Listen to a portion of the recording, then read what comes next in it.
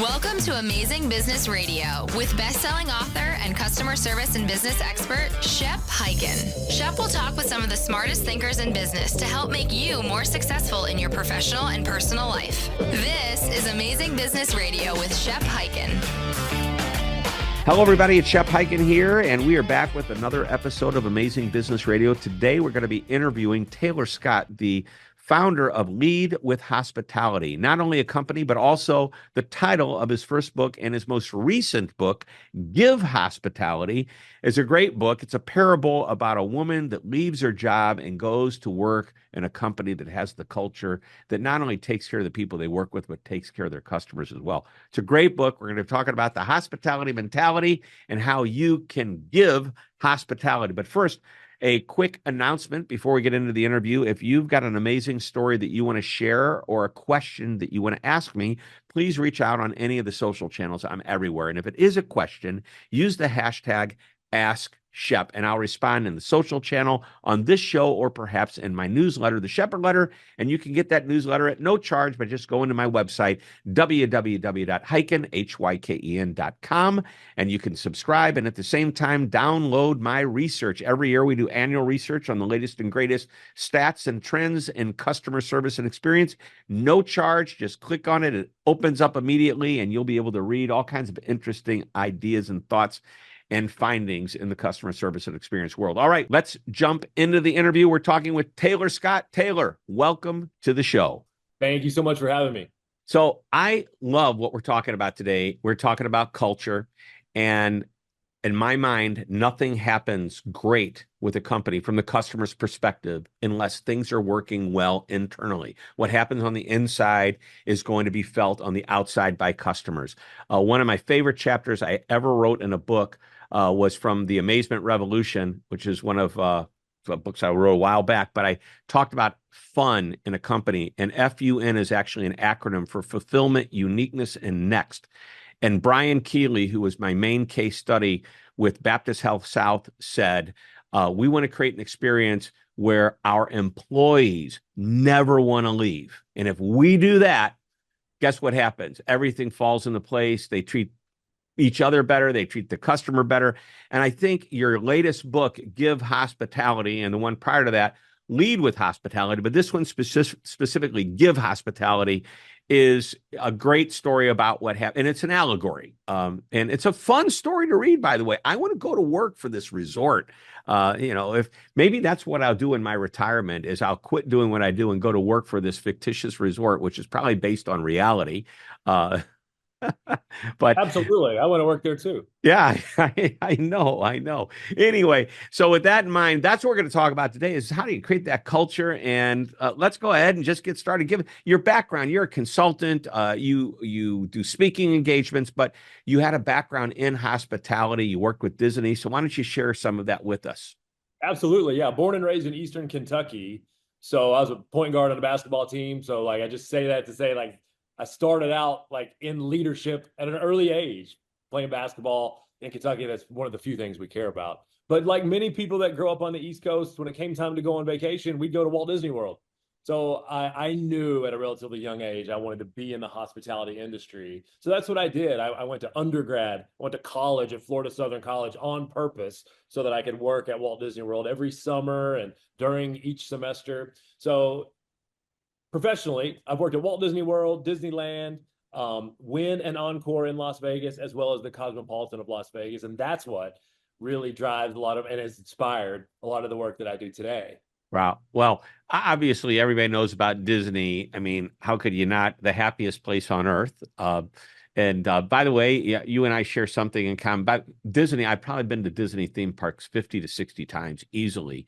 And one of the coolest things that ever happened to me was being hired to do a keynote speech for several groups of cast members to talk about guest service. Disney, the people who know it.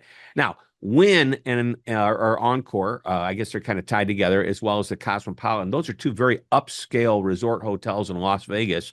And you probably gained a tremendous amount of experience on what it's like to deal with difficult, high-end luxury, people who expect luxury, they expect to be taken care of, especially those gamblers who are going to drop $1 million. you treat them probably a little differently than somebody like me that walks in off the street. But you still treat me well. No doubt about that. All right. So let's just get into it. I mean, with that background, the new book, Give Hospitality, it's an allegory. Woman doesn't like her job. She leaves. And then she starts, she goes and she gets this job at this resort. Take it from there. Yeah, something that I know you've probably heard over and over again. I keep hearing it. I've experienced it. And so what we wanted to do with this one is to your point, we wanted to do this one as a story, as a bit of a parable. You know, not unlike the great John Gordon and Patrick Lencioni, the types of books that they have written. And so yeah, she leaves a toxic job with a toxic boss, and she goes to work in a more magical place that I dreamed up. I've been dreaming it for over 20 years. A place called Kauwela Resorts. Kauwela means summertime in Hawaiian, and the young lady's name is Summer Grace. Right. And so the story is about her first 2 weeks on the job, when she and 20 of her newly formed, newfound friends and colleagues that have joined Kauwela Resorts, they all learn how Kauwela Resorts has become such a sought after and a well-known and respected organization that is known for their productive and positive and inclusive workplace culture that then allows them and enables them to create these memorable experiences for their guests, customers, and clients over and over and over again. Yeah, there were several times throughout the book, and you mentioned the diverse culture and the acceptance of that diversity, where comments were made like, wow, that isn't exactly the words that were used, but I interpret as, wow, that would never have happened at my last job. They would never have allowed that, or they would never have accepted that, or they would never, entertain the idea. One of the cool things, and it's early in the book, is her first week on the job was probably one of the best weeks anybody could have.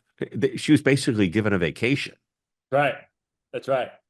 Yeah, and again, the subtitle, this is a hopeful story of what happens when we live and work from a place of generosity. And yeah, imagine working at an organization that is so generous that rather than a mountain of paperwork when you first join, like your first experience, your first opportunity to experience and engage with that brand on the employee side of the fence is not filling out the paperwork, but it's instead experiencing all the great things there. And so I love your work because it's rooted in the customer experience and how do we create this loyalty and get them to come back and get them to tell stories. And I know you know the same, and what I believe in based upon where I've worked and from whom I've learned for over 25 years, it usually comes down to how we make people feel. Yeah. And so that's why I chose to do it that way, is just to get some organizations and some leaders thinking about, well, what would that look like in your organization if, when your new hires, whether they're leaders or their frontline staff, they get to experience a part of the brand first.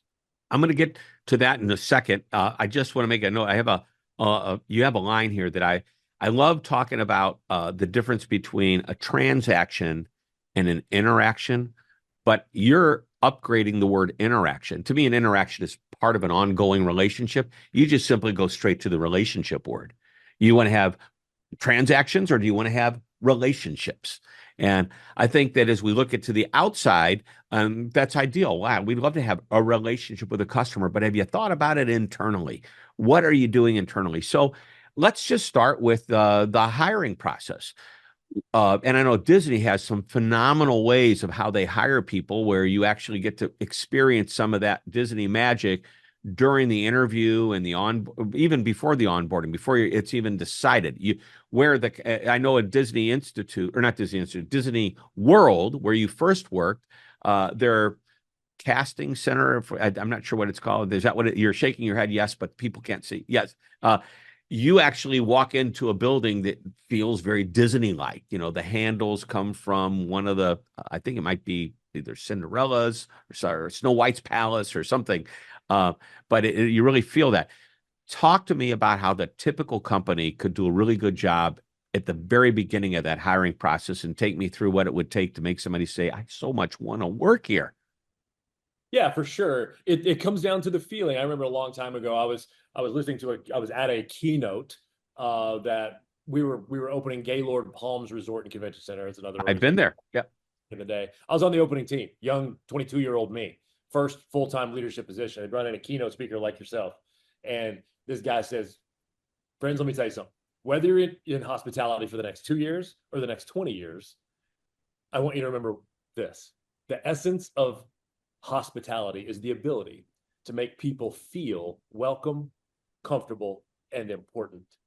And so I went and worked for all these places for the next 20 years. And that's where Lead with Hospitality, this idea came from, is I'm convinced that if you really want to be an inspirational leader, if you want to be a transformational leader, if you want to build a culture where your team and your people do more, they become more, and they deliver their absolute best consistently. Like that's the main thing, is when they're consistent, then it's incumbent upon all of us, you and I as leaders, organizations, to make them feel welcome, comfortable, and important. And that's what the casting center does. You walk in there and you've got the Disney music's in the background. You've got a little monitor over here with Mickey, and there's like episodes from whatever different movies. And then the way that people treat you, the way that they greet you, you might as well be a guest.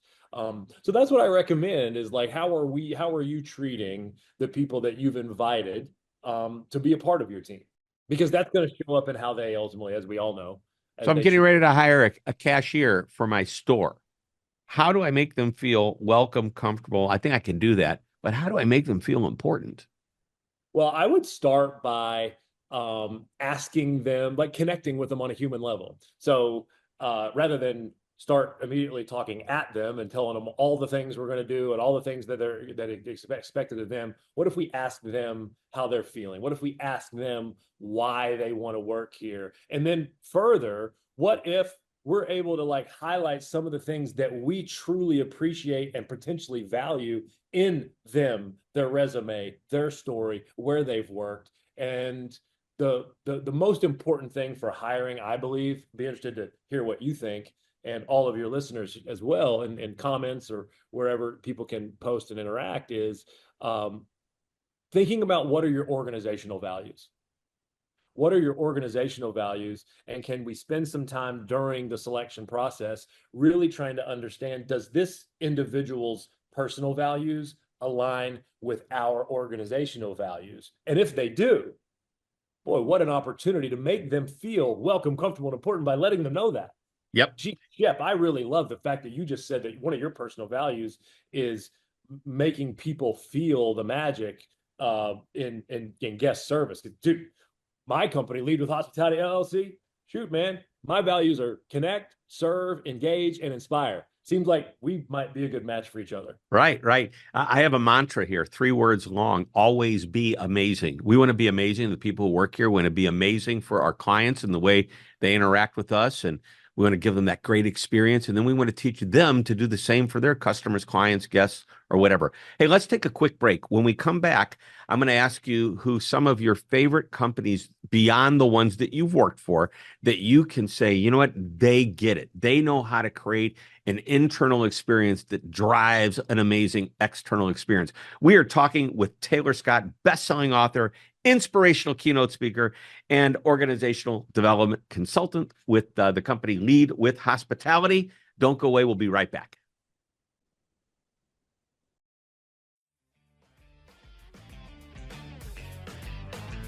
Shep Hyken here with an offer that won't cost you a cent. You may have heard me talk about my annual customer service and experience research.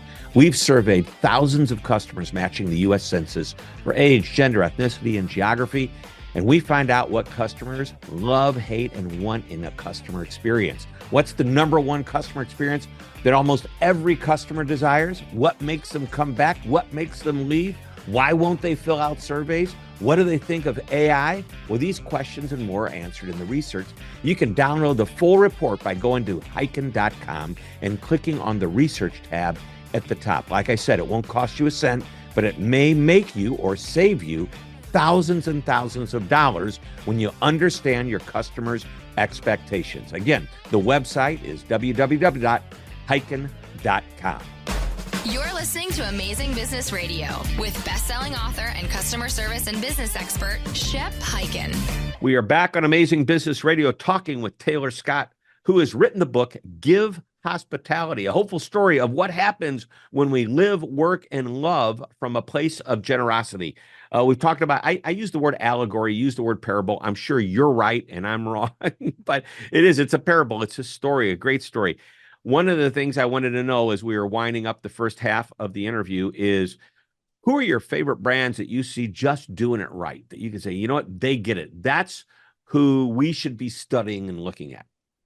Yeah, of course, Disney is my first love, if you will. But even like today, out here doing this type of work, where I'm traveling quite a bit, speaking, doing workshops, consulting work. I also have a travel agency now, so getting out and experiencing Yeah, different. why not? Right? Yeah. I'm a Marriott guy. So like I'm ambassador elite, and I used to work in loyalty marketing. So like I'm kind of a geek when it comes to studying the different loyalty marketing programs, hotels, airlines, etc. But for me, it's Marriott. So like when you get to a certain level, you get all these perks, but along the way, it really was a great journey. Whether it would be the app engaging with me, one-on-one on the app, and I learned how to be a customer with Marriott. Same with United. Not only do I do a lot of work for the organization, I'm a 1K customer at United. So what does that mean? It means, over 100,000 miles per year. And then when you reach that level, a few cool things start to happen. Not only have you gotten more, and they have the best app in the airline industry, by the way. So you learn how to basically be a customer, be a loyal customer, because they make it easy to do business with you. That's number one. The second thing is the recognition. So like whether it's when I'm going through the guest journey as a guest at either Marriott or United. So we'll start with the airport. So when I go to the United Club, I have the United Club credit card, which gets me the United Club benefits. Each year I can go into all the United clubs. Well, you got to scan in with your boarding pass. The customer service person working at the clubs, they always say, "Thank you so much, Mr. Scott. Welcome back, and thanks for being 1K with us." Then you're like reinforced of like, man, that's why I put all my marbles, put all my eggs into this United basket. It's the way I'm treated. Then at 30,000 feet, here comes the beverage card. You get a free drink, even when you're sitting in coach. You get a free drink. First of all, you can pick your own seats. You can sit in economy plus. You can change with no fees whatsoever. And then, like when they come down the beverage cart, you get one free drink and one free snack that normally people would have to pay for. And the flight attendants will say, "Thanks so much, Mr. Scott, for being 1K. Would you like it? Would you like one or two Tito's?" Yeah, that recognition is really important. Yeah. Yeah. Marriott, you show up at Marriott, same thing. "Mr. Scott, welcome back. I see your loyalty here. Thank you so much for being an ambassador elite with us." So you feel it at check-in. Then you get to your room. There's a gift and an amenity and a handwritten card. I just got back from Waikiki doing some promotion with this book because there's a Hawaiian theme here with the book. And so I'm staying at the Marriott Waikiki Beach. I get to my room, handwritten card. "Welcome back, Mr. Scott. Mahalo so much for staying with us. Thanks for being." And you got the Hawaiian cookies in there. And I have it right here. Guess on here probably can't see because I don't know if this is on video, but I'm showing you here on a video. You get these water bottles. A month ago I was down there. I stayed at the Westin Hapuna Bay on the island of Hawaii, the big island. And I've got that water bottle. I bring it home to my wife. I'm like, "Look, babe, look what else we got." Yeah, she's going, "No more water bottles." Yeah, I'm getting in trouble bringing too much water bottle, but I'm just saying these are the little things. Yeah. Them a whole lot at scale, but look what they're getting in me. I'm telling stories about their brand. Right. I'm going back time and again. Well, let's talk about loyalty. Not at the area we were going to go down, but I think this is really important. If they took away the points and the perks, are they still worth doing business with? If they don't acknowledge you because they don't have a 1K program, and they just say, "Hey, thanks for being a customer." If they took away those points and perks, this to me is the ultimate in loyalty. You would still continue to do business with them? I would, and I love the old Marcus Lemonis. I used to love the show The Prophet on CNBC. Yep. So I've studied him. I love all of his work. He's got another show now, but he believes in the three things: people, process, and product. Yes. So I can sit here and honestly tell you, people, process, product. The United side, I kind of know them personally because I work with them so much in multiple different levels of leadership and across multiple different divisions. But even as a customer, when I'm interacting, pretty good people throughout. Their processes are pretty dialed in, almost to a fault, because they're so policy driven. Sometimes I wish they would be more human, but the processes are very, very, very dialed in. And the product, they've made a commitment to buying, they did 2 years ago, largest single purchase of aircraft in the history of aviation, about 500 planes. So much so that it kind of broke Boeing's supply chain system. Right. Getting back on track now. So the product is good. Same with the Marriott hotels. Whether you're going to a Courtyard, you're going to a Marriott, you're going to a Westin. Tomorrow I'm going to LA to do another book thing. I booked the Ritz-Carlton Marina Del Rey because I love that hotel. I know what I'm going to get. I know the product is going to be like, I could have saved money and stayed 20 minutes away, but I did the math. I go, okay, that's Ubers back and forth. The food situation, the drink situation might be questionable over there. I know I'm going to be able to go to the Ritz, go to the lobby bar, and I know how that experience, that's product. And so that to me will drive the loyalty and the experience. Yeah. Now, I still think a typical loyalty program is meant to be a repeat business program. I want you back, you get more points, you get awards, which essentially is a discount. A certain number of miles, you get a free ticket. Well, that might take you 10 trips before you get the free ticket, which is essentially a 10% discount if you look at it that way. I believe if you combine a great experience with a good loyalty program, I think it's hard to beat that. And I would agree, Marriott's done a great job. I'm in St. Louis. I've been flying American for years. They do the same for me.